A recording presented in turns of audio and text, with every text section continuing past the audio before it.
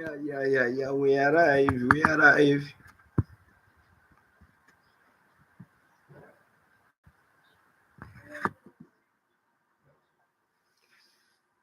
Yes.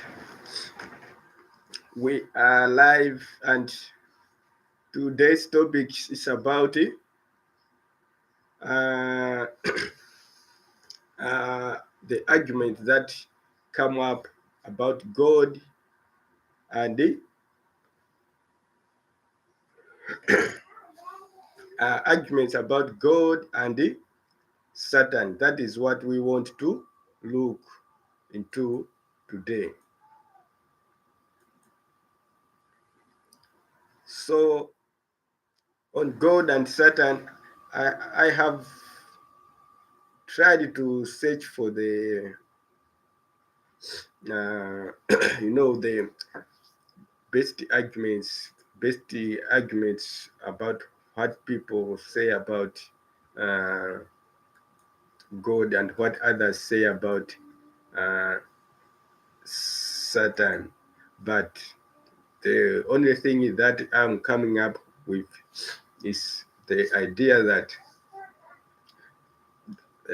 most idea that play in between. The most of that make people say no, there is no God. No, saying there is God. It's because of who?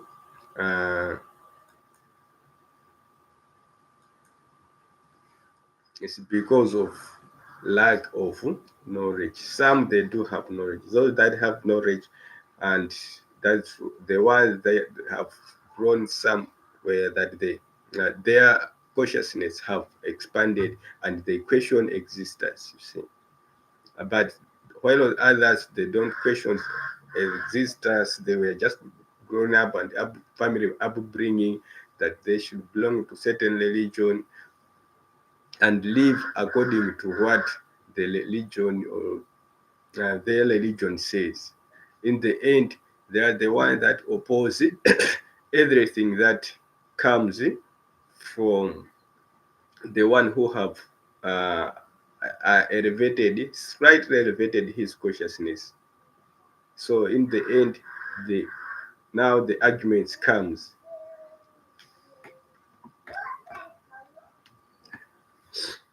And the argument is now what causes what brings in questioning, and the questioning those who have knowledge they might say no, there's no God, because they can become their uh, vague explanation on what existence is without truly rational and understanding that the truth is all numbers that exist is numbers, and numbers is what rule the universe. See, that's why we always say come here. Once you are here, we gave you the most important information, and we gave you the knowledge that is going to help you and elevate your consciousness. Once your consciousness is have been elevated, then you are the one who can be easily to who can be able to do anything you want, who can be able to say no to things you are not supposed to, you can be able to say yes to things that you are supposed to. So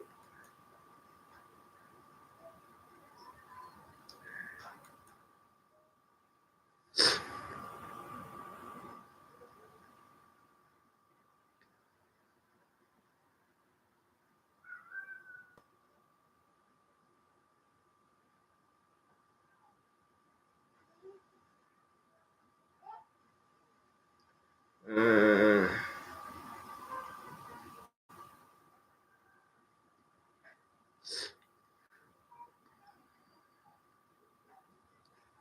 for example, I'm going to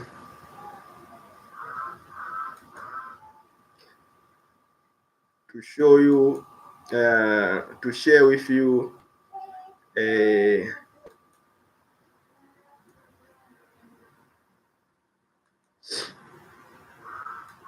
Uh,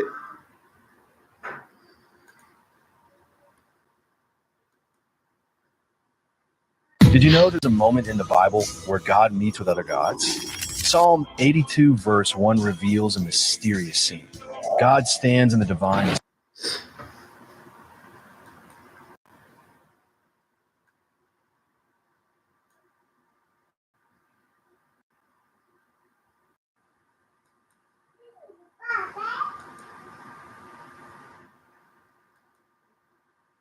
assembly.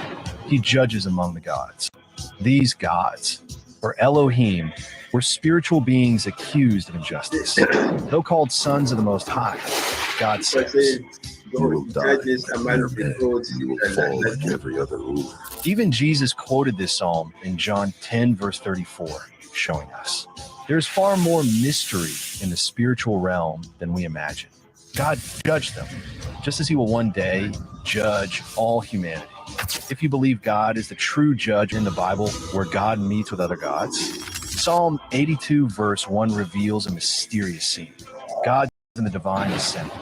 He judges among the gods. These gods, or Elohim, were spiritual beings accused of injustice. Though called sons of the Most High, God says, You will die like mere men, and you will fall like every other ruler. even Jesus quoted this psalm in John 10, verse 34, showing us there's far more mystery in the spiritual realm than we imagine. God judged them, just as he will one day judge all humanity. If you believe God is the true judge above all powers, type Amen in the comments. Did you know? so you see, the argument comes in when now God of the remember God this they were trying to look at God of the Bible, who is Yahweh, you see, and he was judging amongst other gods that they are injustice, you see. So the other gods were Elohim that were judged, you see. So the other people who have studied secret society, they have understood who those other gods are, other gods, and they have understood that in the world, remember, we live on the planet Earth, and people come from different religions and they come from different uh, upbringing, and their belief system is also different. So one God to judge over other, it is not a good. That's what brings in now war. That is what brings in the arguments itself,